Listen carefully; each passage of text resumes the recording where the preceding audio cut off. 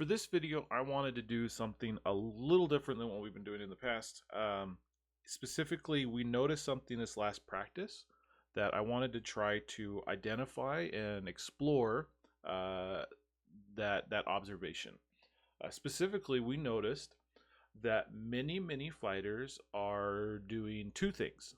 One, there is a widespread use of a low or parallel guard, um, low, maybe mid guard, essentially, which means we're seeing that a lot of swords are being used or positioned down low towards the ground, either pointing down or fairly parallel with the ground. We can see right here that Olvaid has a fairly high guard with the tip up, but we might see that more people are having it like this or like this. So we wanted to study that a little bit more through these fights. And the second thing that we're noticing is that there is a widespread focus on an attack mentality, which means we're seeing that the fights themselves, I mean, we are fencing, so of course we're going to see attacks, but the fights themselves are a lot of strike, strike, strike, strike. We're not seeing a lot of strike, block, strike, block, block, strike. We're not seeing that kind of parry riposte rhythm. We're just seeing a lot of like attacking straight back and forth. Essentially, there's just a big use of the best defense as a good offense, and so we just wanted to dive into that and see kind of what's happening with it. So let's start with this first fight between Olvaid and Yip.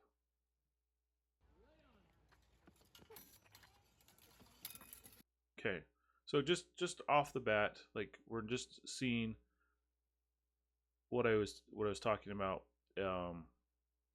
Is let's rewind again. Okay, attack, just fine. Attack first. Attack again, which is totally fine. Multiple attacks, but you can see how Yip's blade is fairly parallel to the ground. There's not a lot of defensive wall being created through the sword. Okay. Right? It's a little block. It's coming in. She's using her footwork to retreat, which is good. She's keeping the distance. But then it's an immediate attack back, right? And Olvaid goes into a great disengage and lands the shot. And you can see that the fact that there's this attack was here and then the sword didn't really come back into play defensively, led Olvaid into a solid shot in, right? Okay, now let's look at the next one.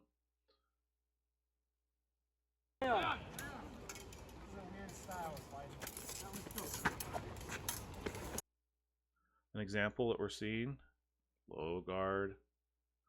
This is a mid guard right there. Okay, but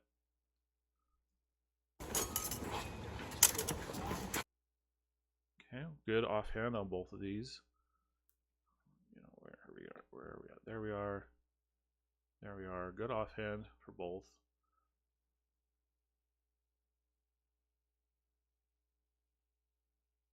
Okay. I like that I'm seeing Brutus bring this back up. This is kind of what I'm talking about, where you can see that his sword hilt is here and his tip is up here. This is creating a large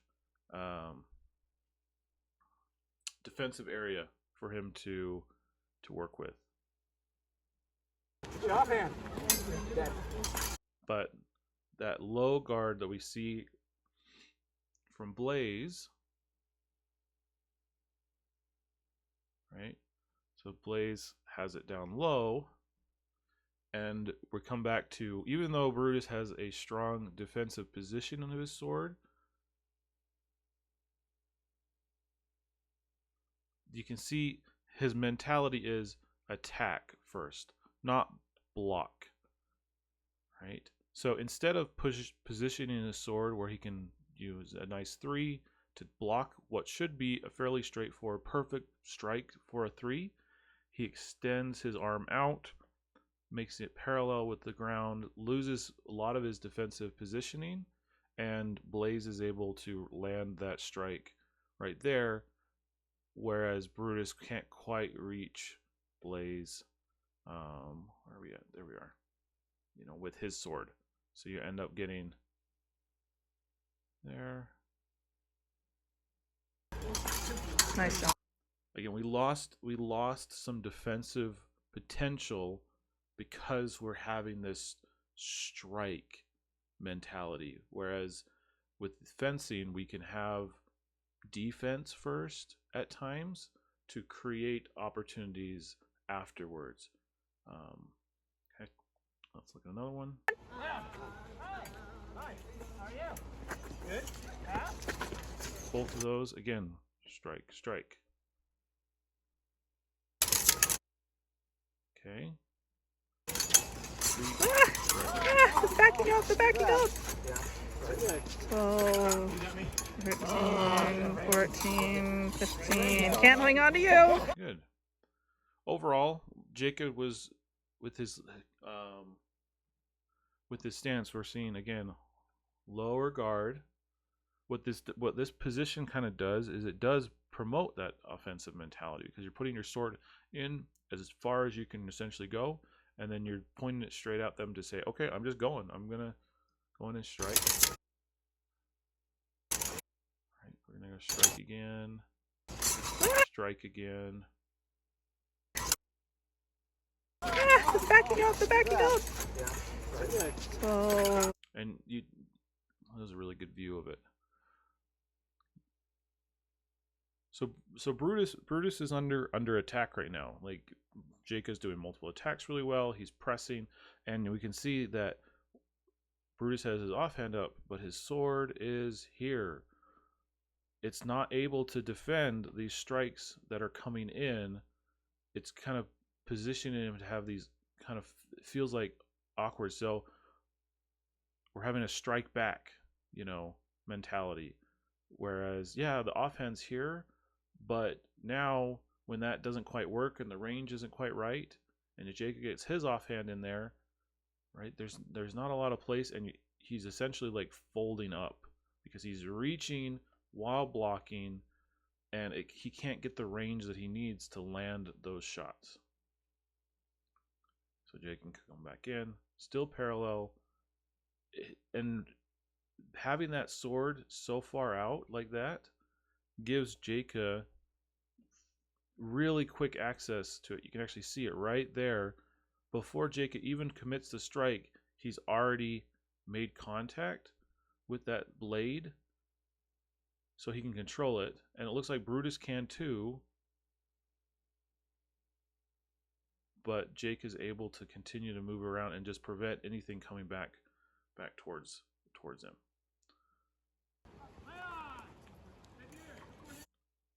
Low mid guard, fairly mid guard, which is fine. What we try to teach beginners is that you should have from your eyes. Let's see if I can get it all the way over here. So from your eyes, you want to have essentially. Okay, let me just do this. Right there, towards your opponent's throat, right? That's kind of where you want to have your sword, which is a little lower for Taravangian, right? And in a degree, Peter's doing it too. So It's just a very parallel so look, we're having some guard to the ground. It's like, I know that you want to get your tip in your opponent's face, but like, that's get a double. Let's rewind this fight a little bit. You get this double because we're having this attack first. Again, Taravangian strikes, Peter strikes. There's not, all right, we use the back up. Then the block comes after the strike.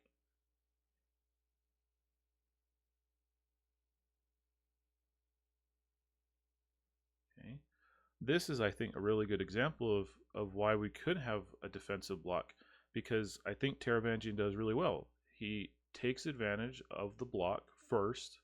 Peter's extending, which is fine, and this allows Taravangian to have a line in on his opponent, right, if he wanted to.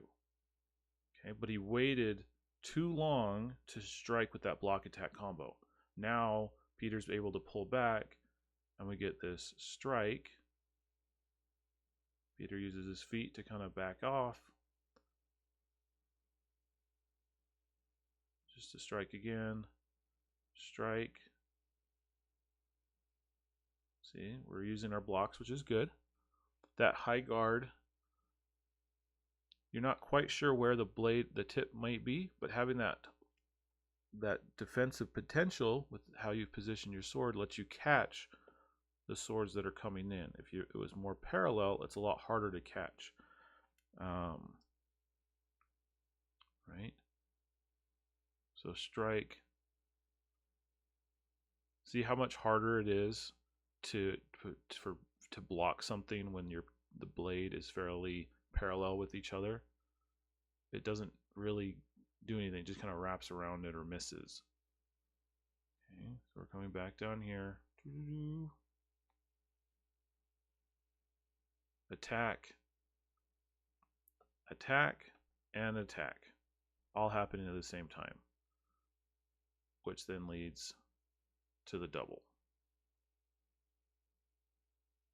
Okay.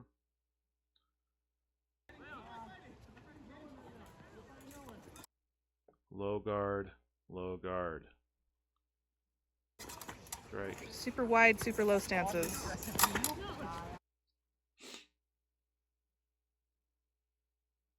Again, this is where I'd say, okay, so a strike is coming up.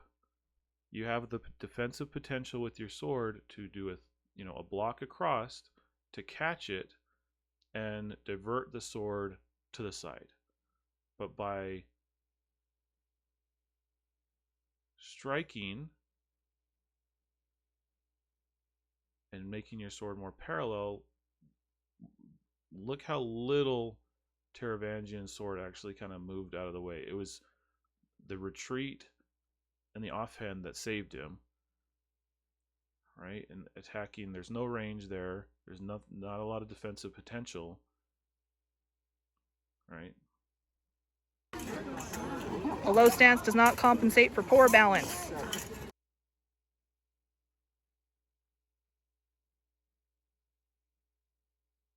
Relying a lot on the offhand, but the sword is back.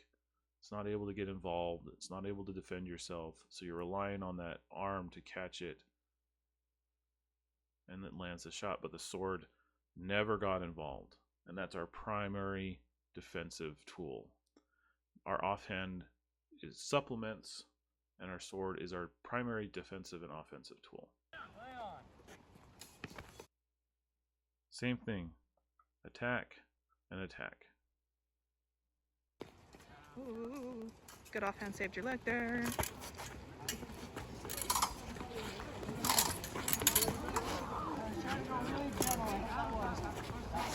See how like, because we have this really low guard on both sides, when we're stepping in for these blocks, right? A lot of the times we're not actually doing anything. Like this sword is here, we're trying to block it, but nothing is actually happening. So we're kind of using up our time when we could be creating opportunities. Don't mistake a refused stance for a ballet move. Attack. His arm. Hold! Right, and that came from having this sword in this position, right, where there's no defensive potential.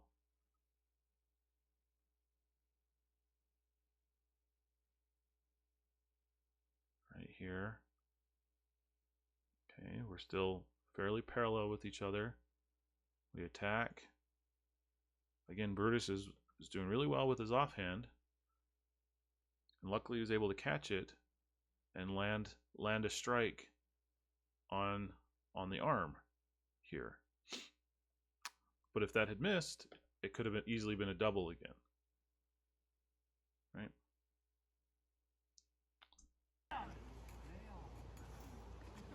Okay, this is where I want to pause for a second and talk about that.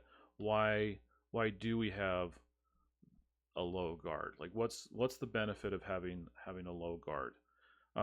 So some theory behind it. In my head, one, having a low guard kind of gets it out of the way and out of the mind of the opponent's sword. So like we know that a sword has to come up, right? But because it's so far back and because it's so low, it's hard to position your sword in a way that says, I'm going to block that, right? You don't quite know. It could come up here, it could come up here, it could come, straight in.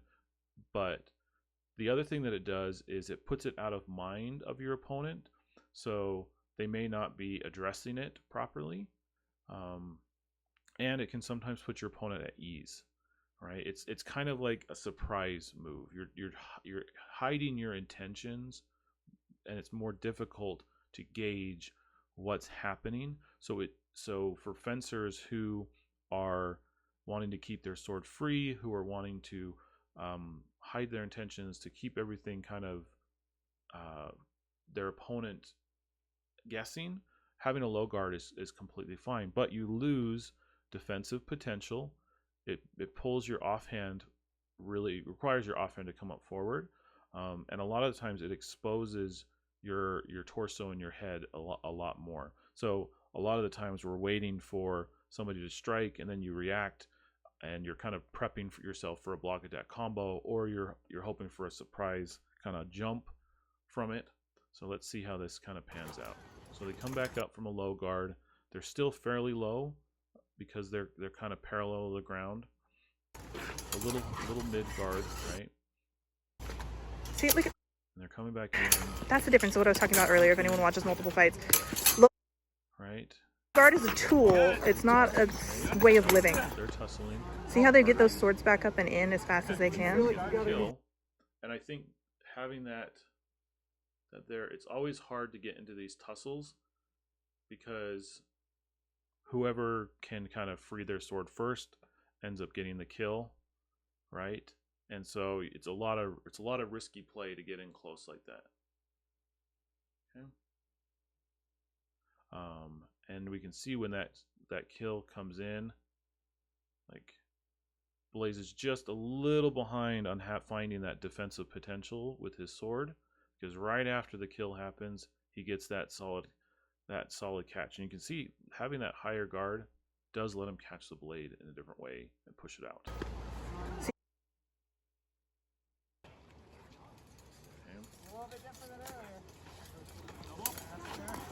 Ooh, so pretty, so pretty, so pretty, so pretty, so pretty. Nicely done. Very, very pretty. All right, so we're having attack and attack. All right.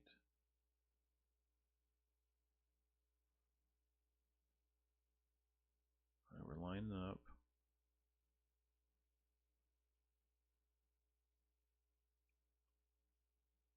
High guard, low guard.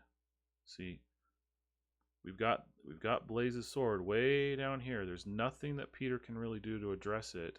He can try to position his sword in a way that kind of knows that it's coming up, but it's more difficult. Brings it back up.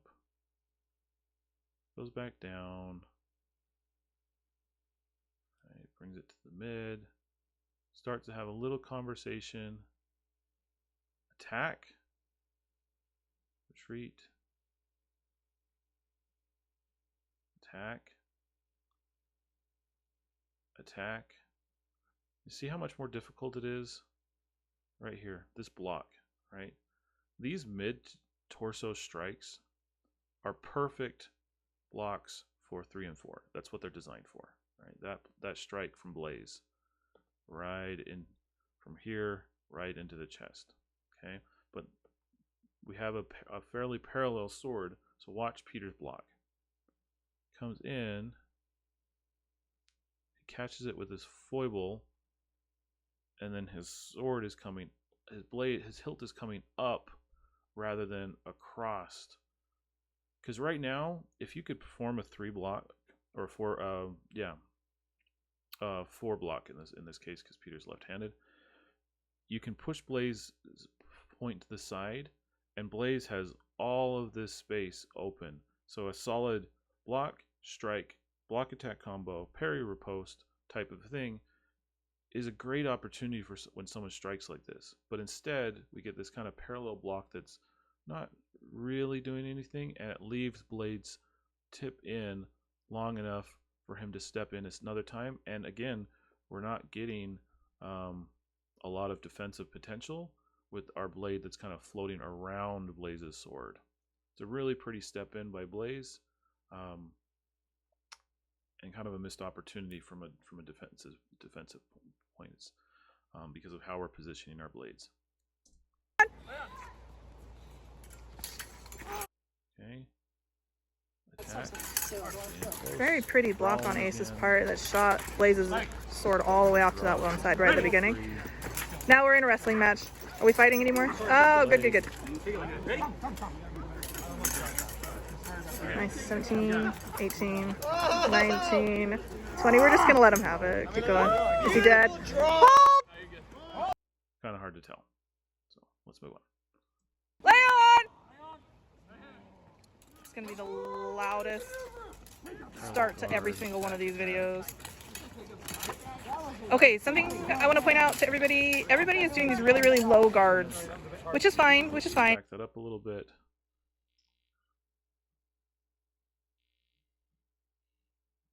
So right now, X-Guy is using range and positioning to kind of defend, but you can see how where we position our sword makes it more difficult to perform those blocks, right? Catching them very low on the hilt.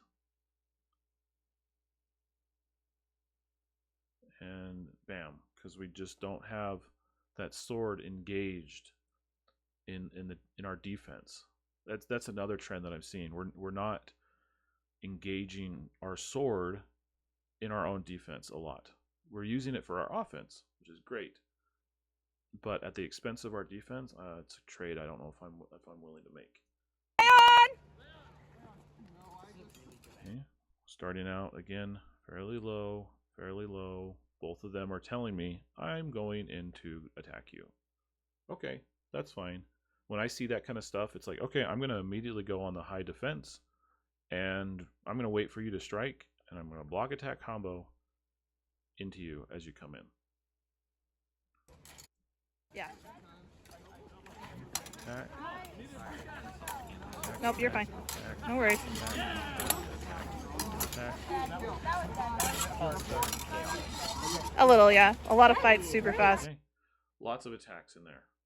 Not a lot of blocks, because these attacks are coming in No worries. a position where they're not really in range, and we don't have to block a ton. And it comes in, get a little offhand block, misstrike, attack, good retreat by Taravangian, because that would have landed if it wasn't for the step back. Right.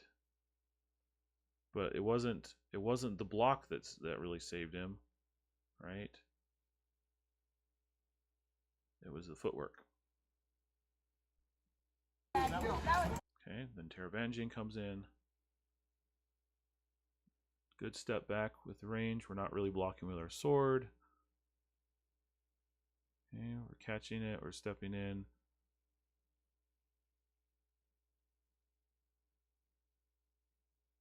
Right. He's able to get all the way in and take control of her blade, free it, and step in for the kill. Right.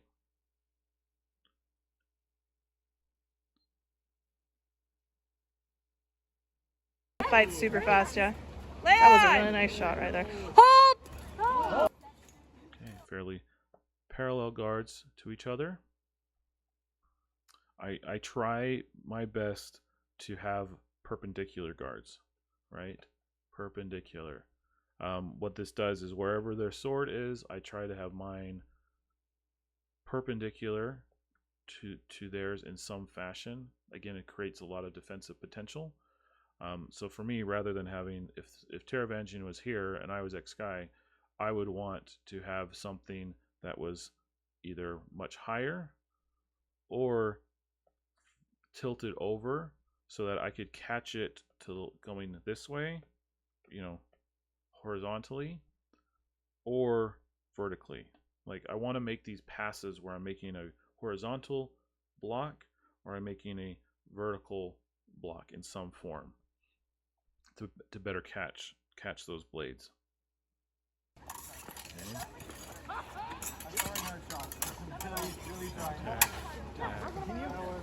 No. Oh, well, I wouldn't have taken that, but okay. It was flat, if anyone watches that in the future. Nice shot. That was a good shot. Oh! Okay. Let's back that up just a little bit. All right. See, here's that perpendicular mindset. A lot of defensive potential on X-Sky's part right now. Able to block, able to control, right? There's not a lot of move. So for me, it would be an immediate swing that blade up, catch it, and make it perpendicular right here to really stop any momentum coming from Taravangian. But we keep it fairly parallel, which makes it more difficult. There's that perpendicular again, right there, which is awesome. Unfortunately, I believe this is where it leads. Okay. Nope, we down it. So perpendicular is good, and then it parallels out. So right here, we got a lot of control. X-Sky's got a lot of control right here. A lot of defensive potential. But then the swords move slowly more parallel, and by dipping that sword down, it gives Taravangian more wiggle room to slide over, and there's less defensive potential, right? So it leads right into that headshot, okay? Versus what could have been is if this would have stayed high, Taravangian would have had to come all the way up and over, or he would have had to come down and around, which with some good footwork or positioning, you can either address that by swinging that blade down or by stepping in and having that block attack combo. But instead, we make it more parallel, lose defensive potential, and leads into a stretch. And I think it's also, you know, X-Sky is reaching for that attack as well. So, okay, we're getting a lot of attacks right out of the gate for Yip. Strike, good.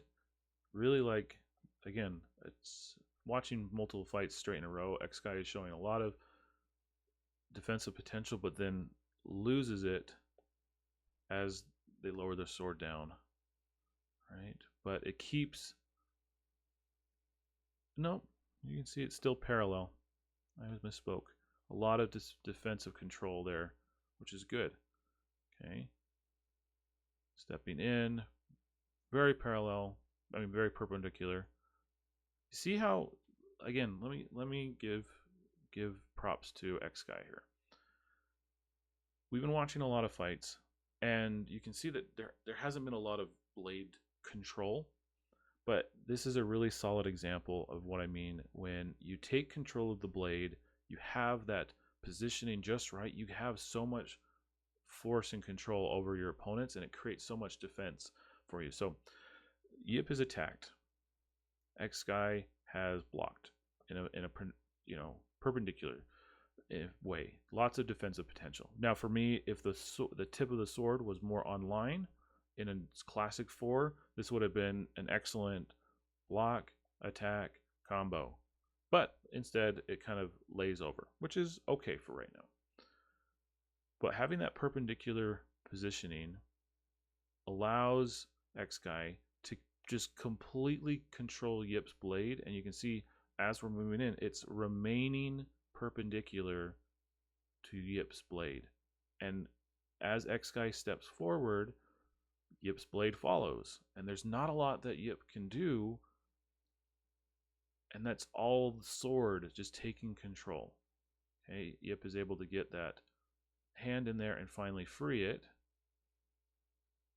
Right, and then that's where we lose some of that defensive potential because we stepped in and there and gets that double strike. Okay, but the move was good, the control was good. Yip was able just to take control back and quickly regain the strike from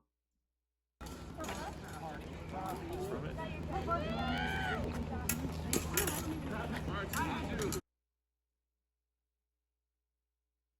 right, let's back this up. I really like this move from Yip too. Okay, so we come in again, fairly on guard. This is very classic. If you can do this with your swords, this is more like a very classic mindset. This is a mid to high guard, right? If you can do this cross, you're in a fairly classic guard, which is good. It's a good thing to have. Okay, but then they start lowering, comes more potential, and right here we're pretty much on the same plane. There's next to zero defensive potential with the blade on X-Guy's part, and so Yip sees that as an opportunity to strike. Brings it up. That's really good perpendicular response from X-Guy. I wish it was with the hilt rather than the tip of the blade. So you can see here, the fact that it was parallel, the tip had to move up, versus if it was already up, the hilt could have moved to the side instead. That just takes the point offline. So, wham, point offline, but we're able to catch it because it's perpendicular. But now, because the point is online, Yip is able to disengage very quickly. And while X-Guy's sword is still coming back in, Yip has a straight shot in, and with really good body mechanics and work, having that step in, right? X-Guy's sword just lands on Yip rather than in a position. Yip has bypassed and closed distance on X-Guy, and so Yip is able to get the kill, whereas we're now in close range for X-Guy, and they can't get their sword engaged in a way, so gets the kill. All right, a few more. Yep. Attack mentality. Okay. This is a danger of that attack mentality. If you're not controlling what's happening, then we've got this. Okay, parallel swords again. Right, they're perpendicular, which is good, right? But I would have preferred it to be perpendicular this way rather than underneath, right? Because that's the creating that defensive potential in a position where it can help you is great. Okay, but we're moving in. X-Guy is on the outside, and it just leads the sword right into them for that kill, or at least the legging. Let me see if I can. Yeah, this game has to have an even number of partners for it to work. Okay. Leon! A little farther away, so coming in.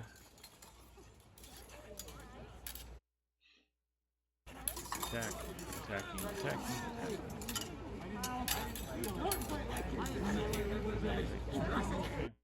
Let's come back a little bit and just study that.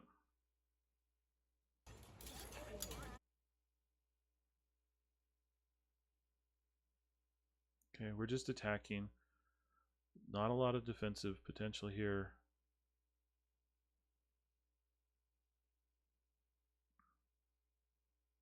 Attack. Good blocks. Again, I still would, just like X-Guy, I wish these blocks were made with the hilt, not the tip of the blade. So what I mean by that is you can see Yip's point is fairly online, ready to go, but as the attack comes in, rather than moving her hilt out, her tip of her sword moves up and over to catch those blades. And a lot of this also is because of the extension of the arm. It's more difficult to move the hilt when your arm is already extended, and we see that a lot in these offensive-minded stances, because you've reached out, your sword is out. So if you move the hilt, unless you're willing to twist your wrist and hinge a little bit more, you end up throwing your tip offline a ton. So we get this, right? That's, you know, right there. We're throwing the whole tip off to catch this blade, versus if it was closer in, we could just block with the hilt and then strike back in. There's so many opportunities for block attack combos in this series of fights that are completely being missed, because of how we're positioning our blades and how we're setting ourselves up defensively. We are missing block attack combos, and they are so good. They can't be understated how good block attack combos are, especially in these quick duels like this. Right? Okay. Leon! Again.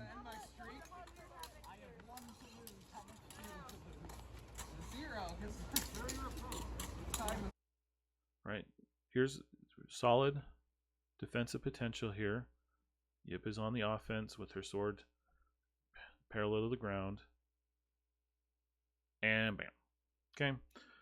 Really solid strike, really quick work. There was the defensive potential there. We just missed a block.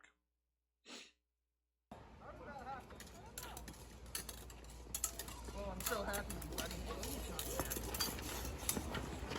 So here's a really good example of that defensive potential again. We've got Isaac on the offensive, right? Parallel. This is high guard. Oh, his sword is way up here. Sorry. He's coming up, strike.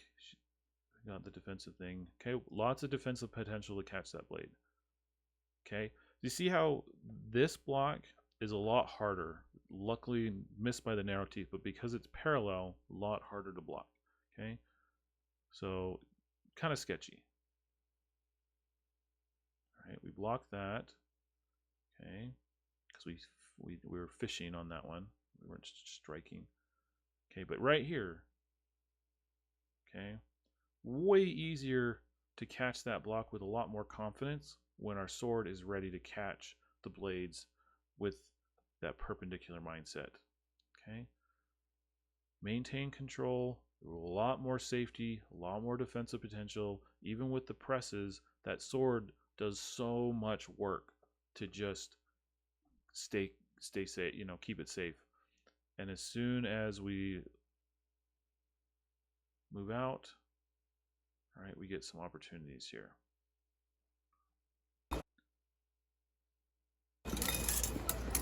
That was another good example of it, right?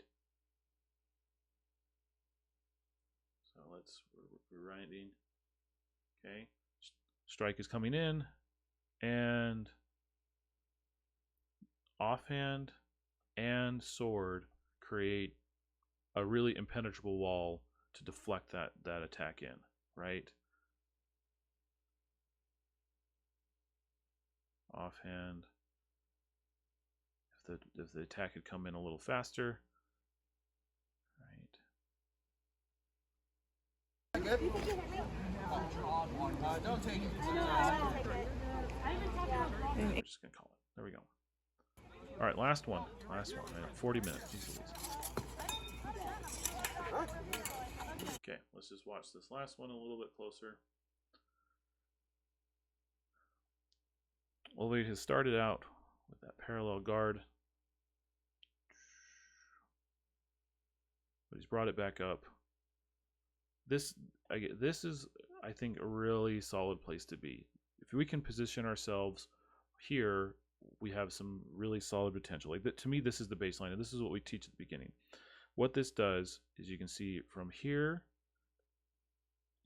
Let's get this position just right. Well, this is the defensive potential. This sword, if you move it horizontally across your body, because of how it's positioned, Olvaid has essentially defended everything from his eyes to his waist, which is the primary targets for an opponent. Yes, the legs are open, and this little bit of his forehead is open, but easily addressable with footwork and quick blocks and everything like that. But having that guard there, now imagine for a second if this was more parallel, right?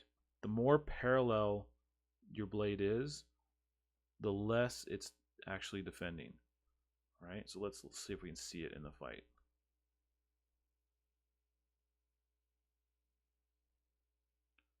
Yeah.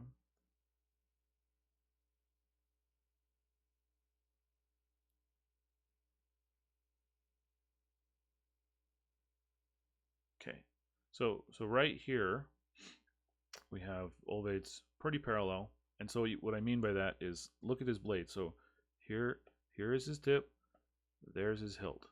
The defensive potential is the vertical distance between those 2 points. It's a line right now, so it's like beep, you know, the width of his quillions, maybe as a defensive potential. All of this is open. All of this is open, right? So the distance, if your sword here, let's just draw a basic cup hilt, right? The defensive potential is the vertical distance from this point to this point.